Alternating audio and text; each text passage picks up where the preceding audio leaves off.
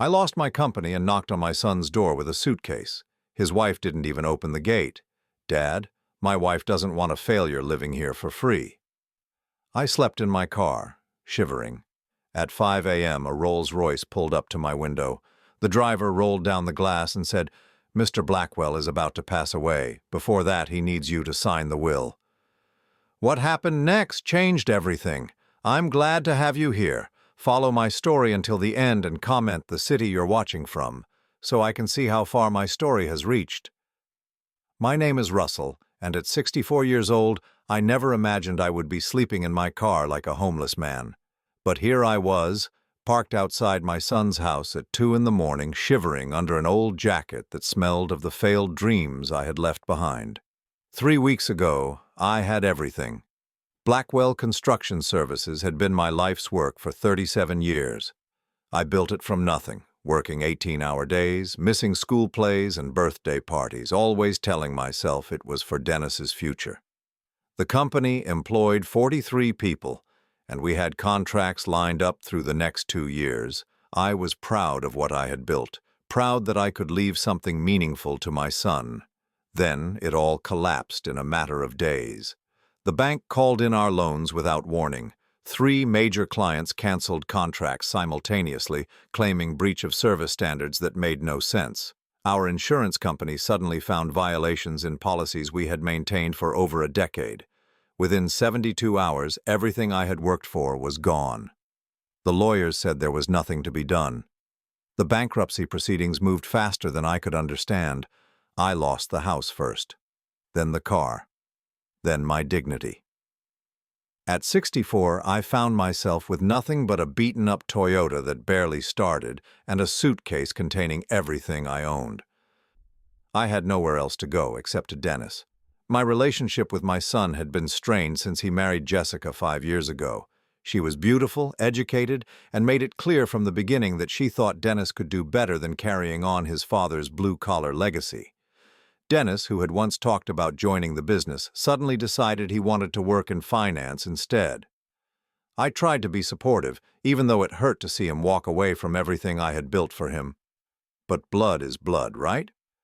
When you have nowhere else to turn, family is supposed to be there. That's what I kept telling myself as I drove to their house in Westfield, the nice suburb where they had bought their 4-bedroom colonial with the money I had lent them for the down payment. Money I would never see again, now. I knocked on the front door at 7 in the evening, my suitcase in one hand, my pride in tatters. Through the glass panels beside the door, I could see Dennis and Jessica sitting at their dining room table. They saw me too. I watched my son's face change from surprise to something else, something that looked like annoyance. Jessica got up first, walking to the door but not opening it. Instead, she spoke through the glass, her voice muffled but clear enough to cut through what was left of my heart. "Russell, we know about the business. Dennis told me you'd probably come here." I pressed my face closer to the glass. "Jessica, honey, I just need a place to stay for a few days. Just until I can figure things out. I won't be any trouble." She shook her head, her perfectly styled blonde hair catching the light from their expensive chandelier. "We can't do that. We have our own lives to think about, our own responsibilities." Behind her, Dennis appeared. My son, my only child, the boy I had taught to throw a baseball, whose scraped knees I had bandaged, whose college tuition I had paid without complaint, even when it meant taking out a second mortgage. "Dad," he said, not even having the decency to open the door, "Jessica's right. We can't have you staying here. It wouldn't be good for either of us." I felt something cold settle in my chest. "Dennis, I'm your father. I lost everything. I have nowhere else to go." "That's not our fault," Jessica said quickly. "We didn't make the decisions that led to this. We can't be expected to clean up your mess." Dennis nodded, actually nodded in agreement with her. "Maybe you should contact social services. They have programs for people in your situation." People in my situation, like I was some stranger asking for a handout, not the man who had worked himself into the ground to give him every opportunity. "I raised you," I said, my voice barely above a whisper. "I gave you everything I had." "And we appreciate that," Jessica said in the tone you might use with a persistent salesperson, "but we have our own future to think about. We can't afford to support someone else right now. Surely you understand?" I looked at my son's face through the glass, searching for some sign of the boy who used to wait for me to come home from work, who would run to greet me at the door. All I saw was a stranger wearing his face. "Please," I said, hating how the words sounded coming from my mouth, "just for a few nights." Jessica crossed her arms. "Russell, we've made our decision. You need to leave now." They walked away from the door, just walked away, leaving me standing there with my suitcase and my shattered faith in the people who were supposed to love me unconditionally. I stood there for another 10 minutes, hoping Dennis would come back, hoping he would change his mind. But the lights in the house gradually went out, and I realized I was truly alone. I made it to my car before the tears came. 64 years old, crying like a child in the front seat of a Toyota that might not start in the morning. I had given my son everything, and when I needed him most, he had given me nothing. The night was cold for October, and I only had a thin jacket. I tried to sleep, but every position was uncomfortable. My back ached, my legs cramped, and every sound made me think someone was going to call the police on the old man sleeping in his car. I watched the windows of Dennis's house, hoping against hope that he would come out, that he would remember who I was and what I meant to him. He never did. As dawn approached, I thought about the choices that had led me here. All those years working late, all those missed dinners, all those sacrifices I had made for a future that no longer existed. I had built a successful business, but I had failed at the one thing that mattered most. I had raised a son who could look his own father in the eye and turn him away. The irony wasn't lost on me. I had worked so hard to give Dennis a better life that I had forgotten to teach him what family meant. I had given him everything except the values that would have made him the kind of man who wouldn't abandon his father in his darkest hour. As I sat there in the growing light, watching the suburbs wake up around me, I wondered if this was how it would end. An old man with nothing, forgotten by the people who should have mattered most. I had spent my entire life building something lasting, but in the end I had built nothing at all. The morning traffic began to pick up, and I knew I couldn't stay parked here much longer. Soon the neighbors would start to notice, and Jessica would probably call the police to have me removed. Even in my desperation, I couldn't bear the thought of that final humiliation. I started the car, grateful when it actually turned over, and began driving with no destination in mind. I had maybe $50 in my wallet and a quarter tank of gas. In a few hours, I would need to make some decisions about where to spend the next night and the night after that. But as I drove away from my son's house, something inside me hardened. The hurt was still there, raw and bleeding, but underneath it, something else was growing.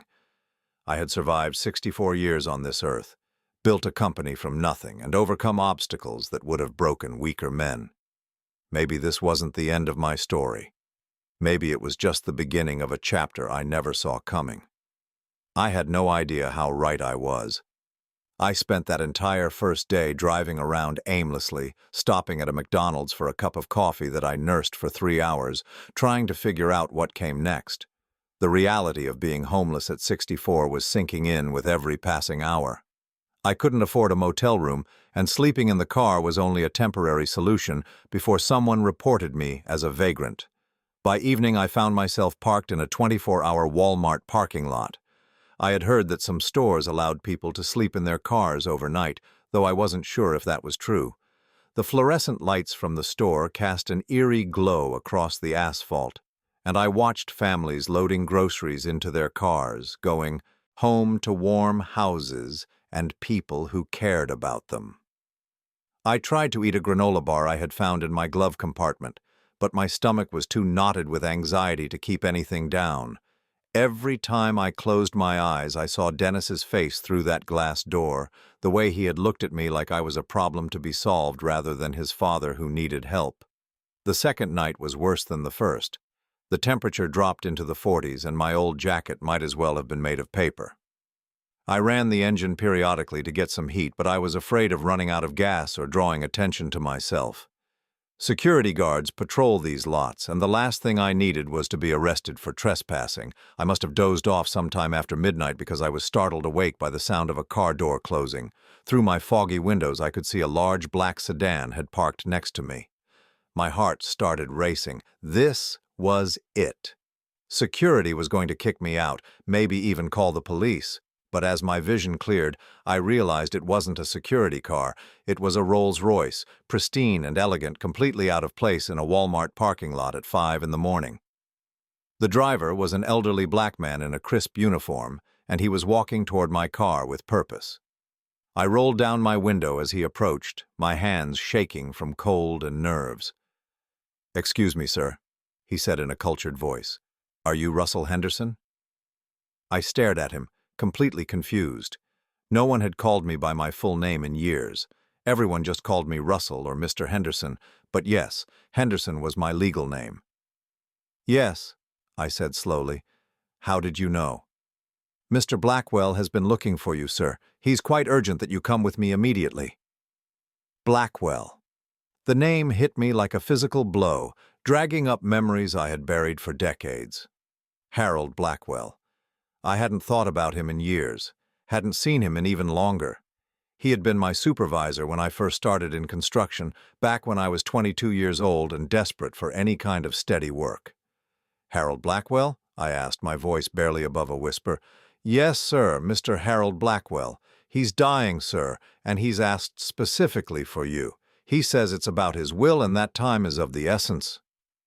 I sat there in stunned silence, trying to process what I was hearing.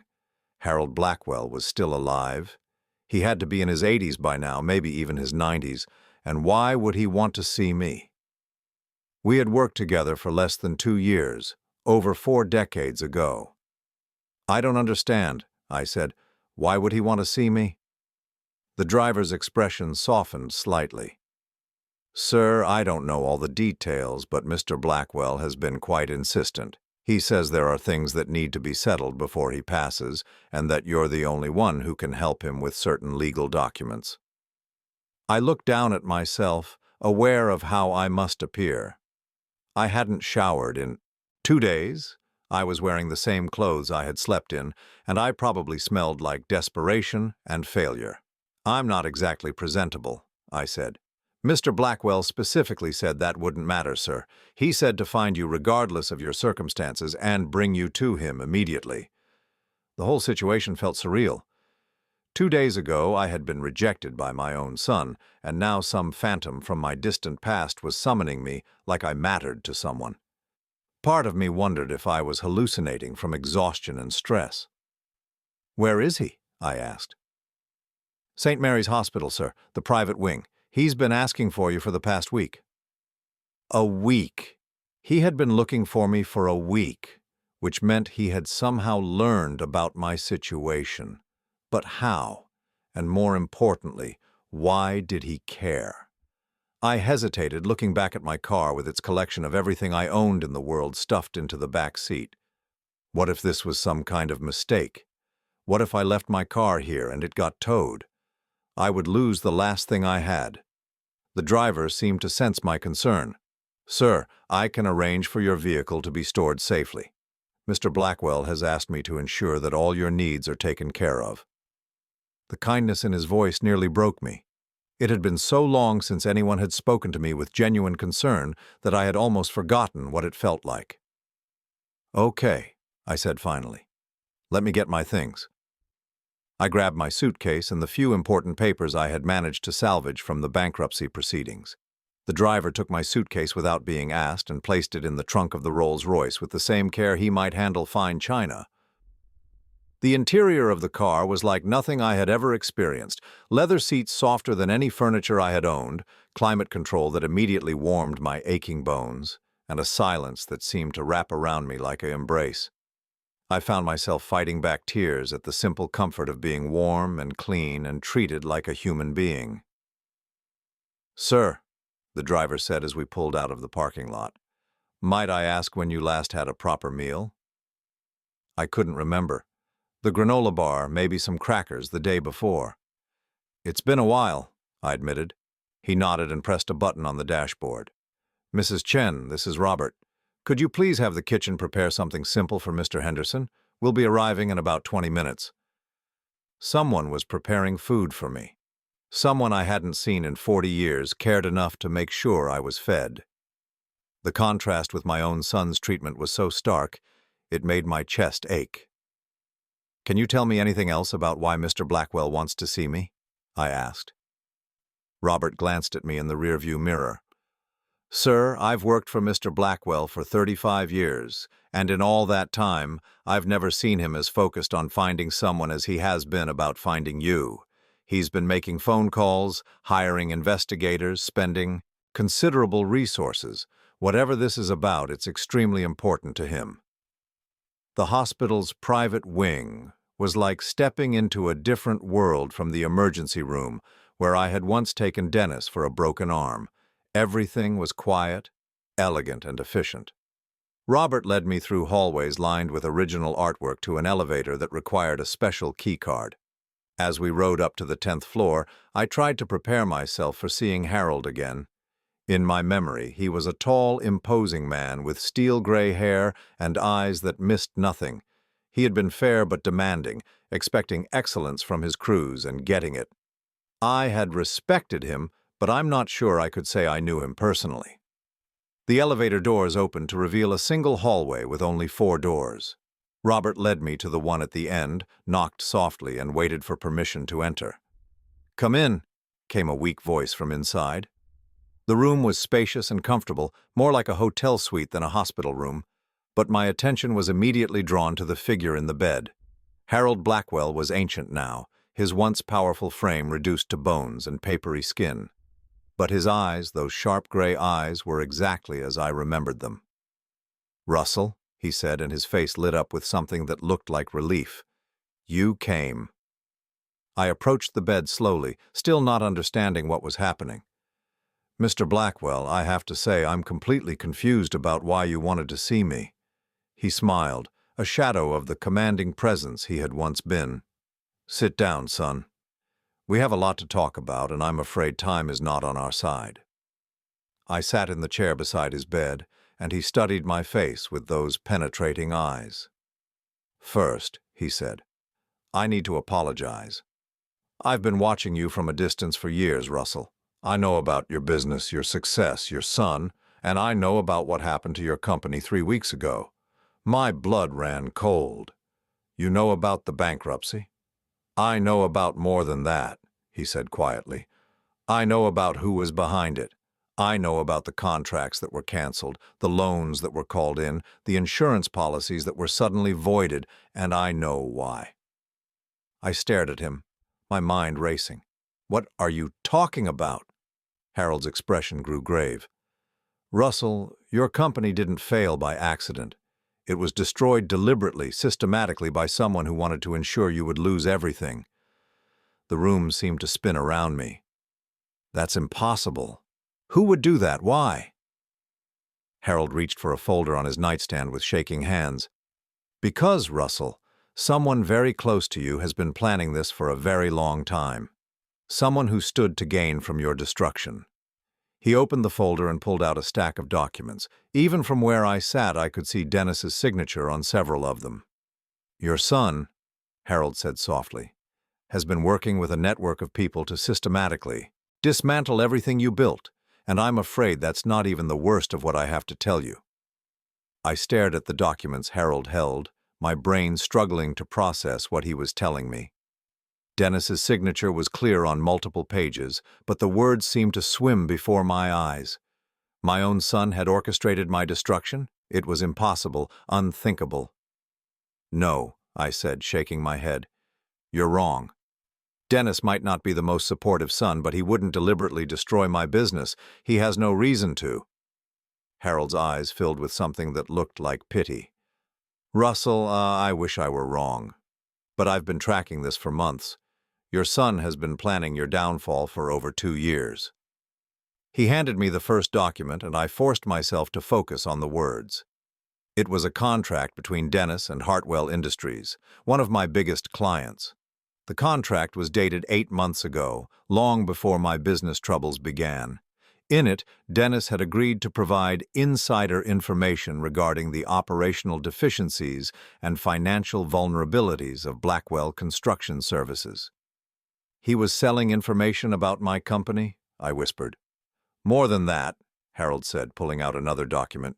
"He was actively sabotaging it. Look at this one." The second paper was a letter Dennis had written to my insurance company, claiming that I had been cutting safety corners and falsifying inspection reports. It was all lies, but it was written on official letterhead that he had somehow obtained. The language was professional, convincing, and completely fabricated. "Dennis doesn't even work in construction," I said weakly. "How would he know any of this?" "Because he's been planning this for a long time, Russell. He's been asking you questions about your business for years, hasn't he? Casual conversations about contracts, insurance policies, client relationships." My stomach dropped as I remembered dozens of conversations with Dennis where he had shown unusual interest in the details of my business. I had been proud that he was finally taking an interest in what I did, even if he didn't want to join the company. I had answered every question openly, never imagining that the information would be used against me. "Why?" I asked, my voice barely audible. "Why would he do this to me?" Harold pulled out a thick folder and set it on his lap. "Because, Russell, your son believes he's entitled to an inheritance that he thinks you're keeping from him. He and his wife have been living beyond their means for years, accumulating debt while maintaining the lifestyle they believe they deserve." He opened the folder to reveal financial records, bank statements, and credit reports. Dennis owes over $300,000 in credit card debt. Their mortgage is underwater. Jessica's shopping addiction has them borrowing against everything they own. They needed money fast, and they decided you were the solution. I looked at the numbers, trying to make sense of what I was seeing. The mortgage on their house, the house I had helped them buy, was indeed underwater. They owed more than the house was worth. Credit cards, personal loans, even a line of credit against Jessica's jewelry. They were drowning financially. "But destroying my company wouldn't help them," I said. "If anything, it would make me less able to help them." Harold's expression grew darker. "Unless they had a plan to profit from your destruction." "Russell, your son has been working with a real estate development company that wanted to acquire your commercial properties at below-market prices. He provided them with insider information about your financial vulnerabilities in exchange for a finder's fee." Another document appeared in front of me. A contract between Dennis and Meridian Development Group, promising him a commission of $500,000 if he could facilitate the acquisition of my business properties for less than 60% of their assessed value. "He sold me out," I said, the words feeling like broken glass in my throat. "My own son sold me out for money." "I'm afraid it gets worse," Harold said gently. "The plan wasn't just to acquire your properties. They wanted to ensure you would have no way to rebuild, no way to compete with them in the future. That's why they worked so hard to destroy your reputation along with your business." He showed me a series of anonymous complaints that had been filed against me with various regulatory agencies. Complaints about unsafe work practices, environmental violations, financial improprieties, all filed by someone with intimate knowledge of my business operations, someone who knew exactly which agencies to contact and what claims would be most damaging. Dennis did this. Dennis and Jessica together, yes. She was the one who researched the legal strategies. Her degree in business administration made her quite effective at understanding how to dismantle a company systematically. I felt like I was drowning. Every revelation was worse than the last, painting a picture of betrayal so complete that I couldn't even begin to process the emotional impact. My son hadn't just abandoned me in my time of need. He had orchestrated that need. "How do you know all this?" I asked. Harold's expression softened slightly. "Because, Russell, I've been watching over you for 42 years, ever since you saved my life." I stared at him blankly. "I saved your life?" "I don't remember anything like that." "December 15th, 1981, you were working on the Morrison building project, remember? I was the site supervisor, and there was an accident with the crane." The memory came flooding back. The crane had been lifting a steel beam to the 8th floor when the cable snapped. Harold had been standing directly underneath it, reviewing blueprints, completely unaware of the danger. I had tackled him out of the way just as the beam crashed down where he had been standing. "That was just instinct," I said. "Anyone would have done the same thing." "But anyone didn't do it," Harold said firmly. "You did. And that beam would have killed me instantly. You risked your own life to save mine, without hesitation, without thought for your own safety." I remembered the incident now, but I had never thought of it as particularly heroic. It had happened so fast that I had acted purely on instinct. "Russell, you saved the life of a man who went on to build one of the largest construction companies on the East Coast. Blackwell Industries is now worth over $800 million, and all of it exists because you were brave enough to push me out of the way of a falling steel beam." My head was spinning. Harold Blackwell wasn't just my former supervisor. He was Harold Blackwell of Blackwell Industries, one of the most successful construction magnates in the country. "I've been investing in your company quietly for years," Harold continued. "Silent partnerships, anonymous loans during tough times, contracts steered your way through intermediaries. I've been trying to repay the debt I owed you for my life." "You invested in my company?" "For over 20 years, yes. Small amounts at first, then larger ones as your business grew. I was so proud watching you build something from nothing, seeing you succeed through your own hard work and integrity." I thought back over the years, remembering times when unexpected contracts had appeared just when I needed them, when loans had been approved despite my limited collateral, when problems had resolved themselves in ways that seemed almost miraculous. "The Hartwell Industries contract," I said slowly. 5 years ago, when they chose my company over 3 larger competitors. That was you?" Harold nodded. "I recommended you personally to their board of directors. But Russell, you earned that contract. You did excellent work for them. All I did was open the door." I felt a strange mix of gratitude and humiliation. My success hadn't been entirely my own. I had been helped by someone I didn't even know was helping me. "Why didn't you ever tell me?" "Because you needed to believe in yourself, to know that your success was real. If you had known about my involvement, you might have doubted your own abilities. I wanted you to succeed on your own merits." Harold pulled out another folder, this one much thicker than the others. "But when I learned what Dennis was planning, I tried to protect you. I attempted to shore up your finances, to counter the damage he was doing. But he was very thorough, and he had inside information that allowed him to stay one step ahead of my efforts." I looked at the documents he was showing me now. Bank transfers, loan guarantees, emergency credit lines that had been established and then mysteriously canceled. Harold had been fighting a shadow war to save my company, while my own son had been working just as hard to destroy it. "He won," I said bitterly. "Dennis won. I lost everything." "No, Russell, he didn't win. Because there's something Dennis doesn't know, something he could never have anticipated." Harold reached for a final document, this one sealed in an envelope. His hands trembled as he held it out to me. "What's this?" "My will, Russell. The reason I asked you here tonight. I'm dying, probably within the next few days, and I need witnesses to sign this document before I pass."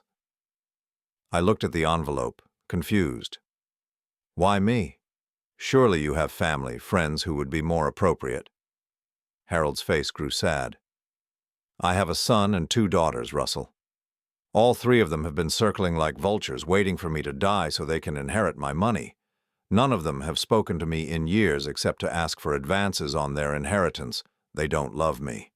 They love what I can give them." The parallel to my own situation was not lost on me.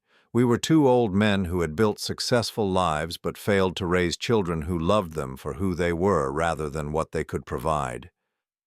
"But you, Russell, you never asked me for anything. You saved my life and then forgot about it, went on with your own life, never expecting anything in return. In all these years, you never once tried to contact me or leverage our connection for your benefit." I remained silent, still struggling to understand where this was heading.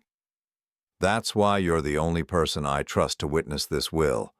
because you have no stake in its contents, no reason to challenge or contest what I've decided." Harold's eyes met mine, and I saw something there that made my breath catch. "Russell, I'm leaving everything to you, my entire estate, $800 million plus all the assets and ongoing business interests of Blackwell Industries. You're going to be one of the wealthiest men in America."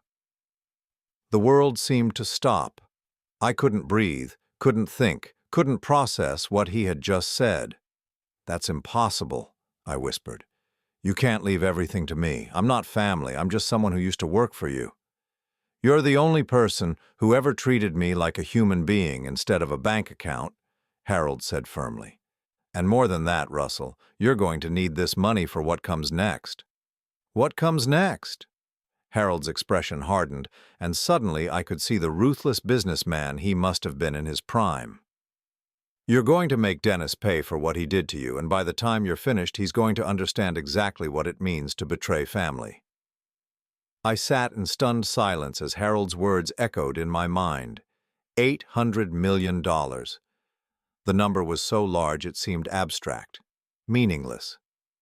3 days ago I had been sleeping in my car, and now this man was telling me I would inherit a fortune that could change not just my life, but the lives of generations to come.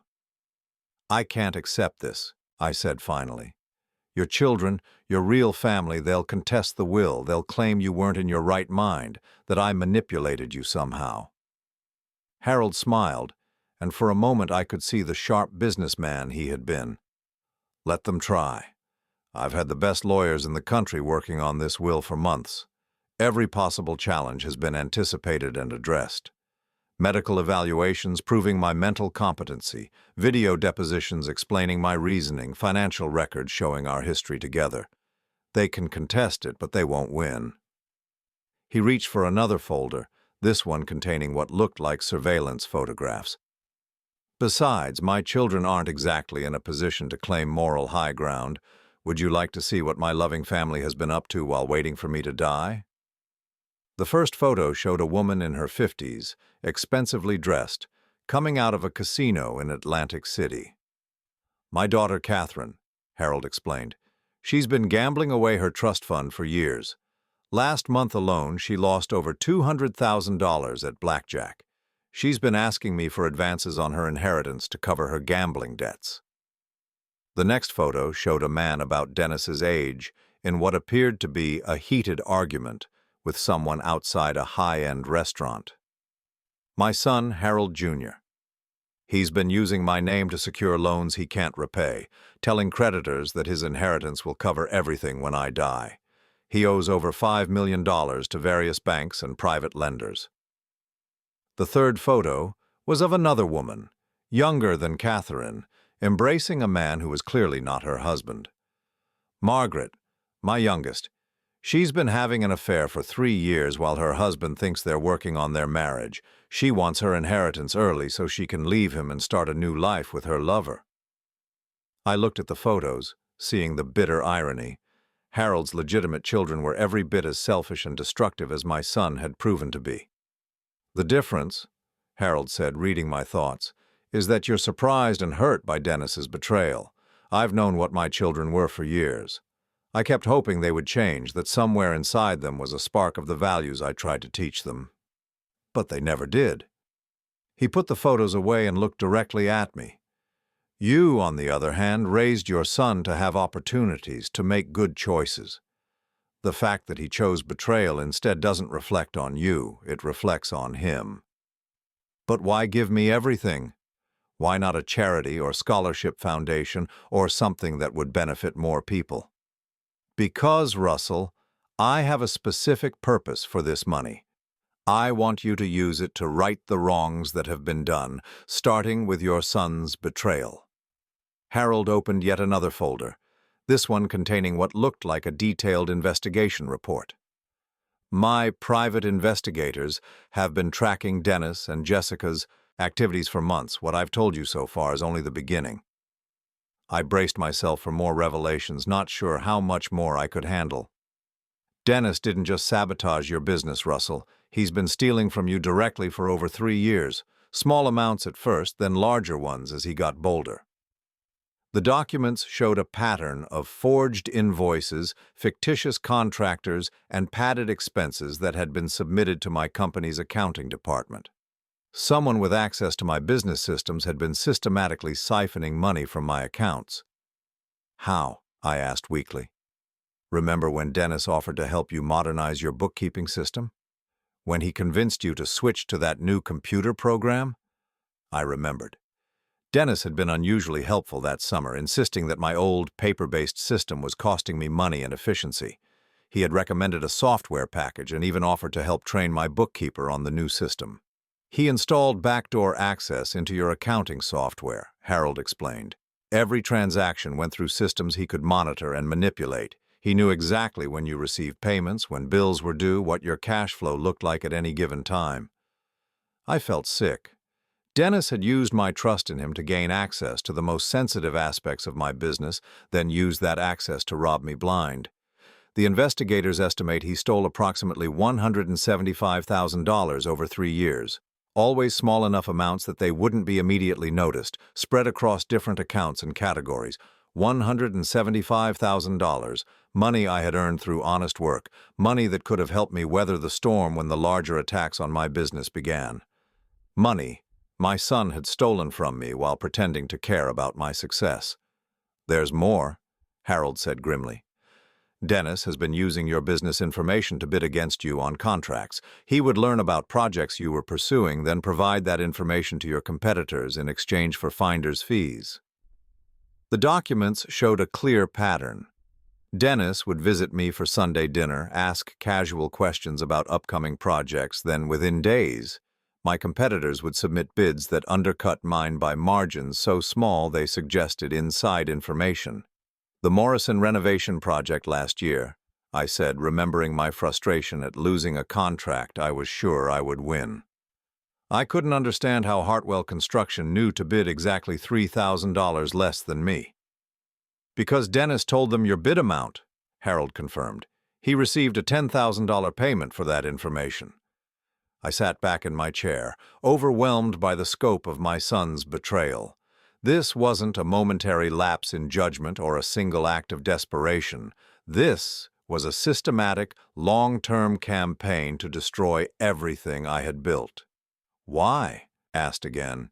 Even if he needed money, even if he was in debt, why not just ask me for help? I would have given him anything. Harold's expression softened. Because that would have required him to admit his failures, to acknowledge that he needed help. Dennis and Jessica have built their entire identity around being successful, independent, better than their blue-collar roots. Asking for help would have shattered that illusion. So instead they decided to steal from me and then destroy what was left. More than that, Harold said.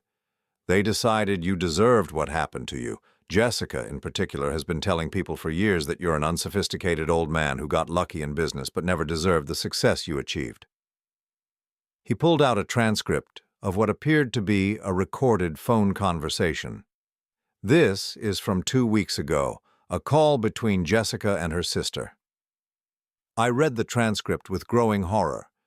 Jessica was complaining about how unfair it was that Russell has all this money while we struggle to pay our bills. She referred to me as that stubborn old fool and said that someone needs to teach him that he can't hold on to everything forever. Most damaging of all, she had told her sister that Dennis and I deserve that money more than Russell does. We're young, we're educated, we know how to use money properly. Russell would just waste it on his pathetic little projects. She actually believes they're entitled to my money, I said in disbelief. They both do. In their minds, you're just a temporary guardian of wealth that rightfully belongs to them. They see themselves as sophisticated people who have been forced to wait too long for their inheritance. Harold pulled out one final set of documents. Which brings us to their ultimate plan. Russell, destroying your business was never the end goal, it was just the first step.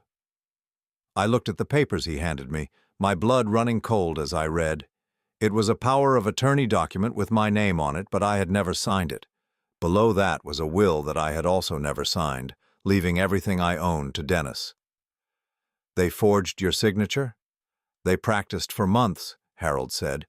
Jessica bought examples of legal documents online and studied the requirements for financial power of attorney. Dennis has been perfecting your signature using samples from birthday cards and other documents you signed over the years. I studied the forged documents more closely. The signatures were good, very good. If I hadn't known they were fake, I might have believed I had signed them myself. Their plan was to wait until you were completely destitute, then approach you with an offer to help. They would offer to let you live in their house, provide for your basic needs in exchange for signing over legal authority to manage your affairs. But I don't have any affairs left to manage, I said bitterly. You have life insurance, Harold pointed out. Social Security benefits, any remaining assets from the bankruptcy proceedings, and more importantly, you have the ability to make medical decisions for yourself. The implication hit me like a physical blow. They were planning to have me declared incompetent.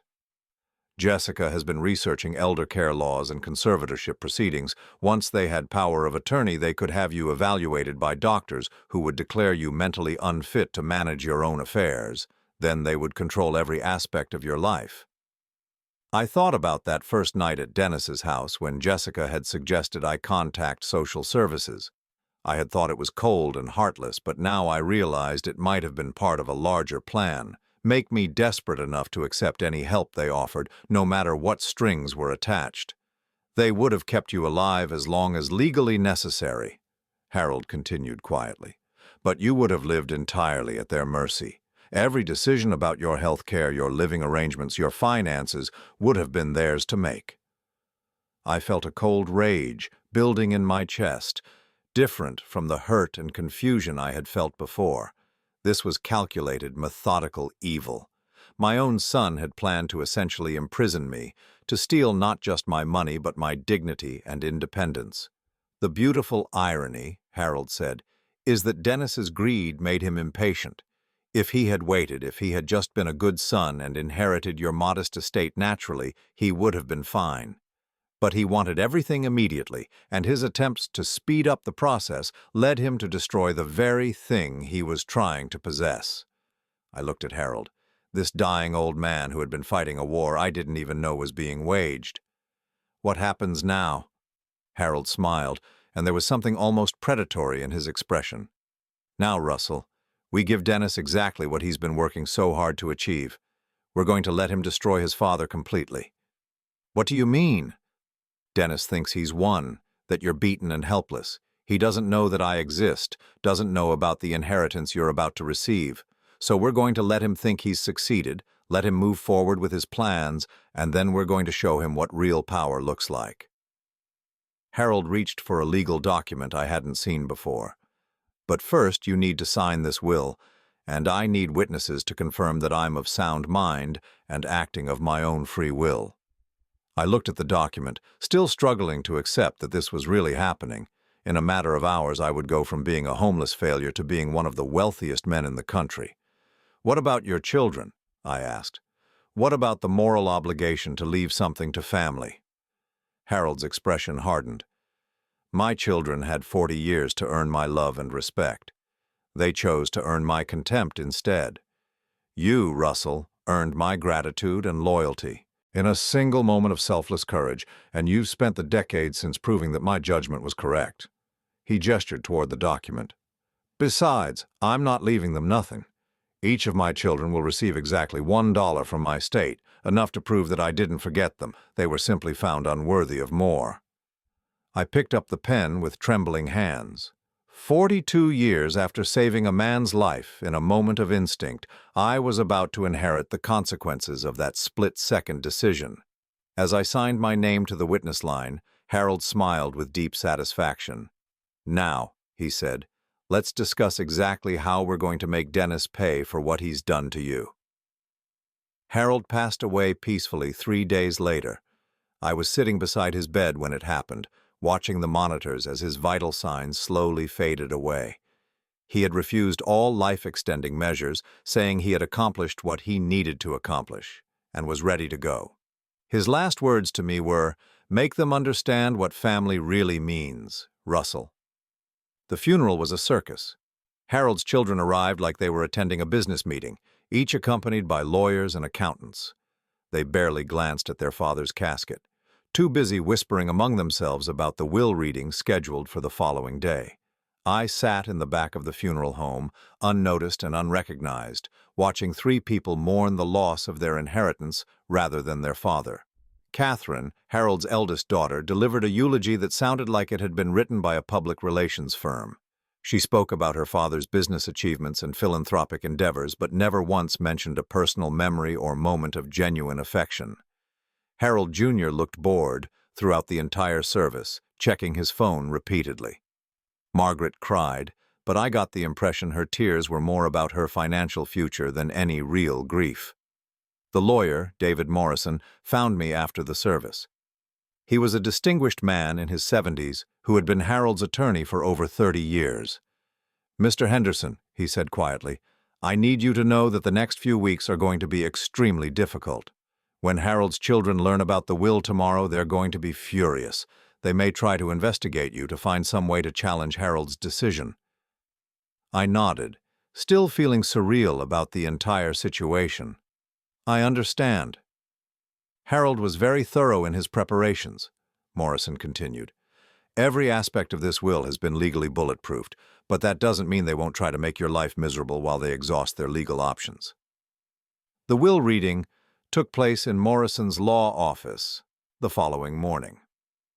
Harold's three children sat across from me at a polished conference table, their lawyers flanking them like bodyguards.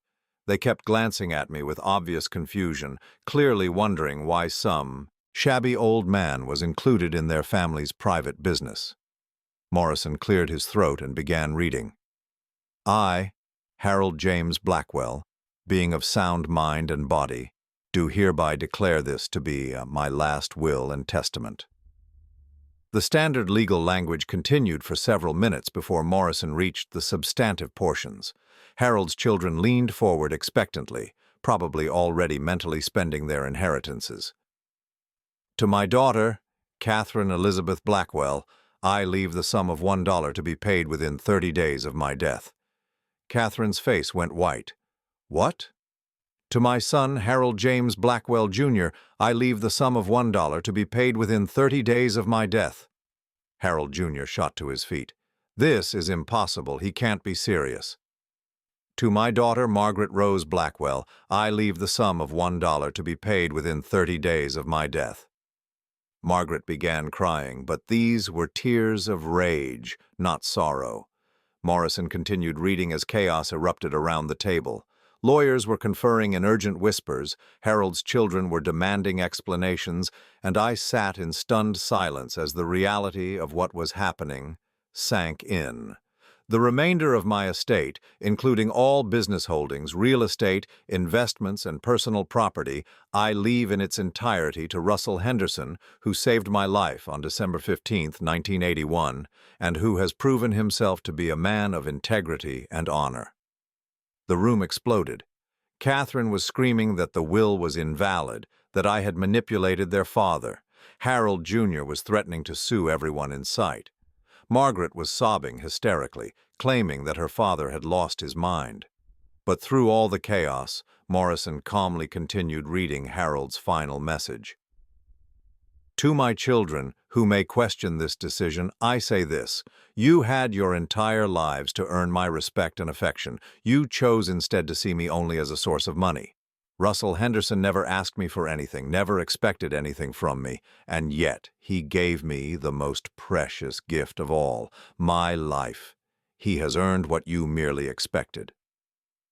The legal battles began immediately, just as Morrison had predicted.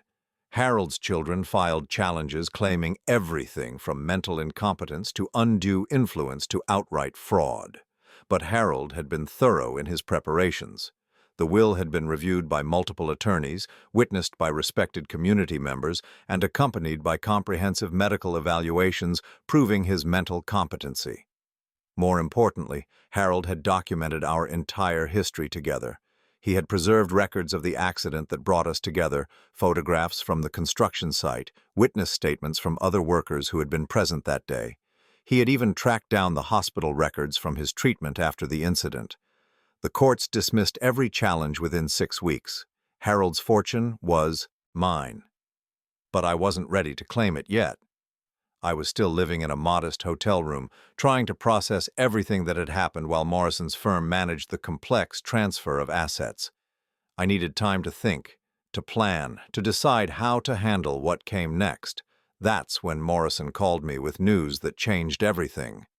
"Russell," he said, "there's something Harold wanted me to tell you, but only after the inheritance was finalized and the legal challenges had been resolved."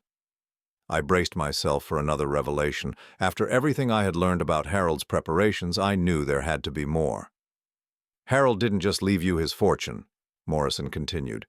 "He's been quietly acquiring assets connected to your life for the past several months, properties, businesses, debts. He wanted to ensure that when the time came, you would have all the tools you needed to address the wrongs that had been done to you."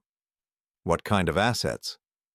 "Well, for starters, Harold bought the mortgage on your son's house." I felt my heart skip a beat. "He owns Dennis's house?" "You own Dennis's house," Morrison corrected. "The mortgage was transferred to one of Harold's subsidiary companies 3 months ago. Dennis has been making his payments to Harold's bank, never knowing that the money was going to the man he betrayed." The irony was almost too perfect to believe. Dennis thought he had destroyed me, left me homeless and helpless, while unknowingly paying rent to the man whose life I had saved 4 decades earlier. "There's more," Morrison continued. "Harold also acquired the debt collection rights to several of Dennis and Jessica's credit accounts. Technically, you now hold over $200,000 of their outstanding debt." I sat in silence, trying to absorb what this meant. I didn't just have Harold's fortune, I had direct financial control over my son's life. "Harold left detailed instructions about how he hoped you would use these assets," Morrison said. "He called it education through consequences. He believed that Dennis needed to learn what it felt like to be powerless, to be at someone else's mercy." That afternoon, I drove to Dennis's house for the first time since that awful night when he had turned me away. I parked across the street and sat in my rental car, studying the property that I now owned. The house looked the same, well-maintained and expensive, a symbol of the success Dennis thought he had achieved through his own efforts. I thought about Harold's plan, about the justice of giving Dennis exactly what he had tried to give me.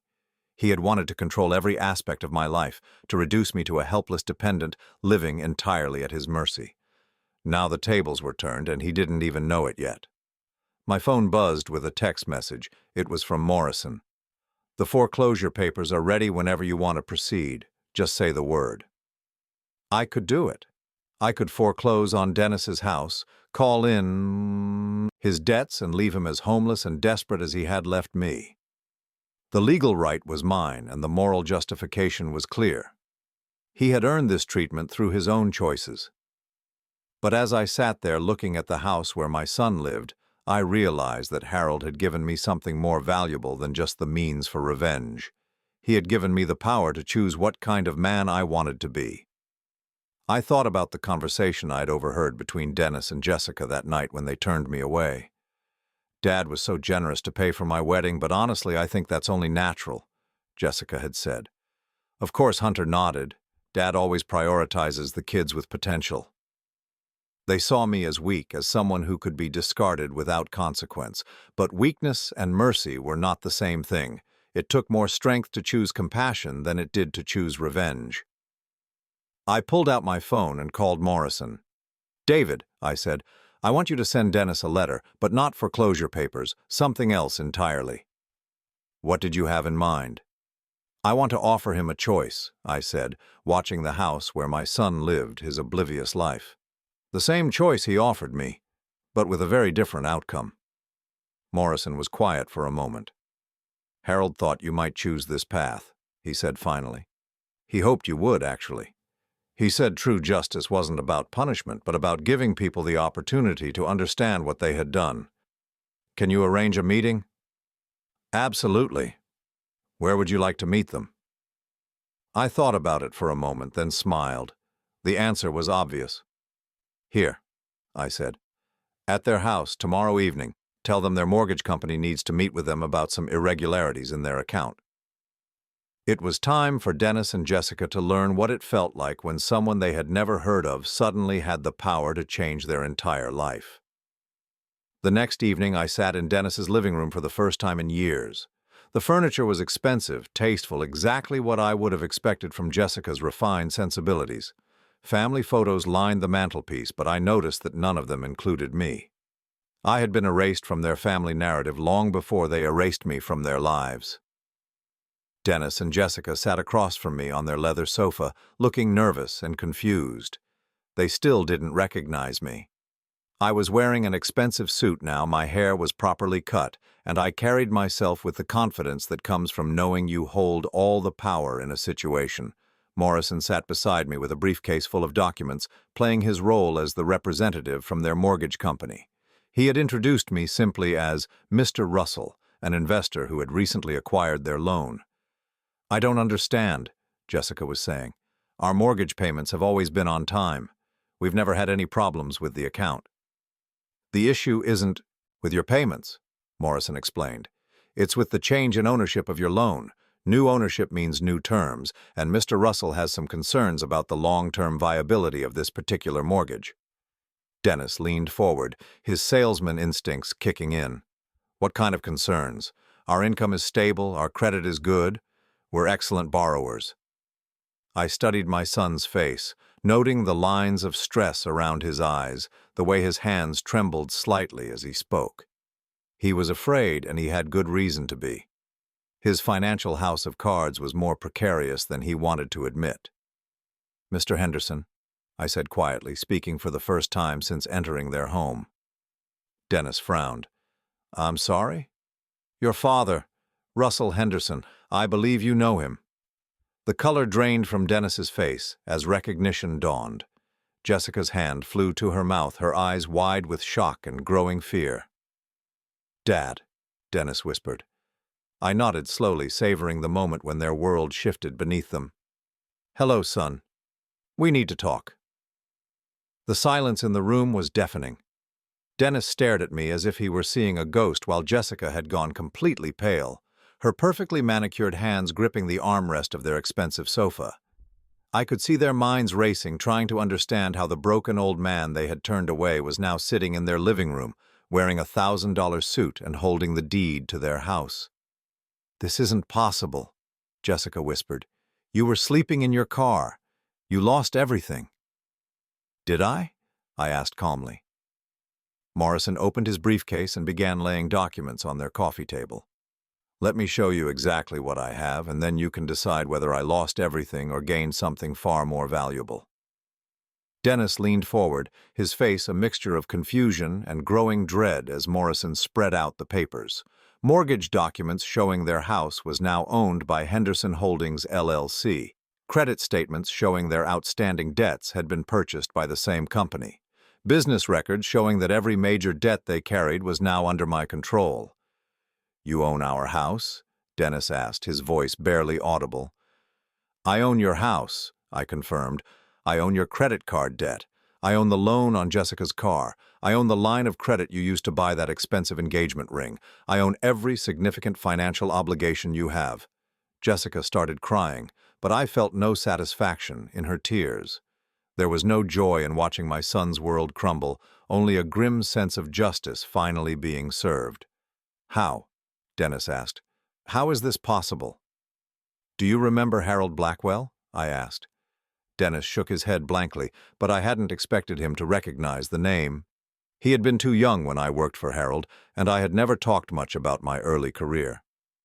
"Harold Blackwell was my supervisor 42 years ago when I was just starting in construction. I saved his life in an industrial accident, and he never forgot it. He spent the next 4 decades quietly helping me build my business, protecting me when he could, supporting me in ways I never even knew about." I pulled out Harold's investigation file and set it on the table. "He also spent the last year of his life documenting every crime you committed against me, Dennis. Every forged invoice, every stolen dollar, every piece of sabotage you orchestrated to destroy my company." Dennis's face went ashen as he recognized some of the documents in the file. "Dad, I can explain." "Can you?" I asked. "Can you explain why you stole $175,000 from me over 3 years? Can you explain why you sold information about my business to my competitors? Can you explain why you worked with real estate developers to destroy my company so they could acquire my properties at a fraction of their value? Each revelation hit Dennis like a physical blow. Jessica was sobbing openly now, and I could see her mentally calculating the legal consequences of what I was describing. Can you explain, I continued, my voice growing colder, why you forged my signature on legal documents, why you planned to have me declared mentally incompetent so you could control every aspect of my life, why you conspired to turn me into a prisoner in my own home? We never meant for it to go that far, Jessica protested through her tears. We just needed money. We were drowning in debt, and you had so much. It seemed unfair.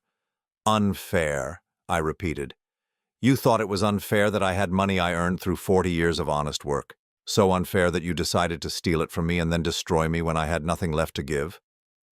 Dennis finally found his voice, though it came out as a croak. Dad, we made mistakes. Terrible mistakes. But we can fix this. We can pay you back. I laughed, but there was no humor in it. Pay me back? Dennis, you owe me far more than money. You owe me 40 years of being a son instead of a predator.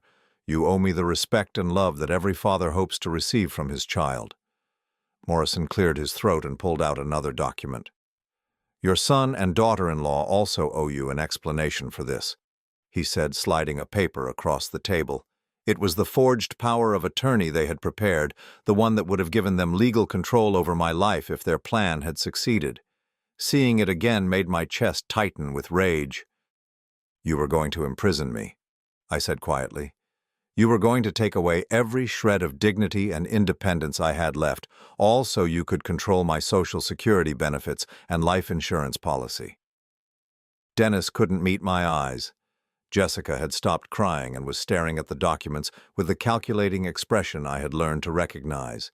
Even now, even caught red-handed, she was looking for angles, for ways to minimize the damage. What do you want? She asked, finally. Money. We'll pay you back every penny with interest. What I want, I said, standing up and walking to their fireplace, is for you to understand what you almost did to me. What you actually succeeded in doing before Harold's intervention saved me. I turned back to face them, and for the first time since entering their house, I let them see the full weight of my anger. You turned your own father into a homeless old man sleeping in his car, shivering in the cold, with nowhere to go and no one to turn to. You destroyed everything I had built, everything I was proud of, everything I had planned to leave to you. You stole my dignity, my security, my faith in the people who were supposed to love me. Dennis was crying now, ugly sobs that shook his shoulders. I'm sorry, Dad. I'm so sorry. I don't know what happened to me. I don't know why I did those things. I know why, I said. Because you thought I was weak. Because you thought I would never fight back. Because you thought family meant I would always forgive you no matter what you did to me. I walked back to the sofa and sat down, looking directly at my son. But here's what you never understood, Dennis. Family isn't about blood. It's about love, respect, and loyalty, and you lost the right to call yourself my family the day you decided to destroy me. The room fell silent except for Jessica's quiet sniffling and Dennis's labored breathing. I let the silence stretch, let them marinate in their fear and regret before I continued. Now, I said, I'm going to give you a choice. The same choice you gave me when you planned to control my life, but with very different options. Morrison pulled out a final set of documents, the ones I had spent the previous day reviewing with Harold's legal team. Option 1, I said. I exercise my legal rights as your creditor. I foreclose on this house immediately. I call in all your debts which you cannot pay, forcing you into bankruptcy. I provide the evidence of your crimes to the district attorney's office, and you spend the next several years in prison for fraud, forgery, and theft. Dennis looked like he was going to be sick. Jessica was staring at me with something approaching terror. Option 2, I continued. You accept the terms I'm about to offer you, and you spend the rest of your lives earning back even a fraction of what you destroyed. I nodded to Morrison, who slid the final document across the table. This is a contract, I explained. By signing it, you acknowledge your crimes against me and agree to make restitution. You will sell this house and move into a modest apartment. You will surrender your expensive cars and buy used vehicles. You will close your credit accounts and live on a strict budget that I will monitor." Dennis picked up the contract with shaking hands, reading the terms with growing disbelief. "You will both take second jobs to maximize your income," I continued. 60% of everything. You earn above basic living expenses will go toward repaying what you stole from me, plus interest. This arrangement will continue for the next 20 years. 20 years? Jessica gasped. "The same amount of time it took me to build the business you destroyed," I said. "But here's the most important part. Every month you will send me a handwritten letter explaining what you've learned about the consequences of betraying family. You will detail how your actions affected not just me, but yourselves, your marriage, your future." I leaned forward, making sure they understood the gravity of what I was offering. "If you complete this arrangement, if you show genuine remorse and make real changes in your character, then at the end of 20 years you will be forgiven. Your debt will be cleared, and you can attempt to rebuild the relationship you destroyed." "And if we refuse?" Dennis asked weakly. "Then I destroy you completely," I said without hesitation. "Everything I mentioned in option 1 happens immediately. You lose your house, your freedom, and any chance of redemption." Dennis and Jessica looked at each other, communicating silently in the way that couples do. I could see them weighing their options, calculating whether they could find some other way out of this situation. "There is no third option," I said, reading their thoughts. "There is no appeal, no negotiation, no escape clause. You have exactly 5 minutes to decide." The 5 minutes felt like an hour. Dennis read and reread the contract while Jessica whispered frantically in his ear.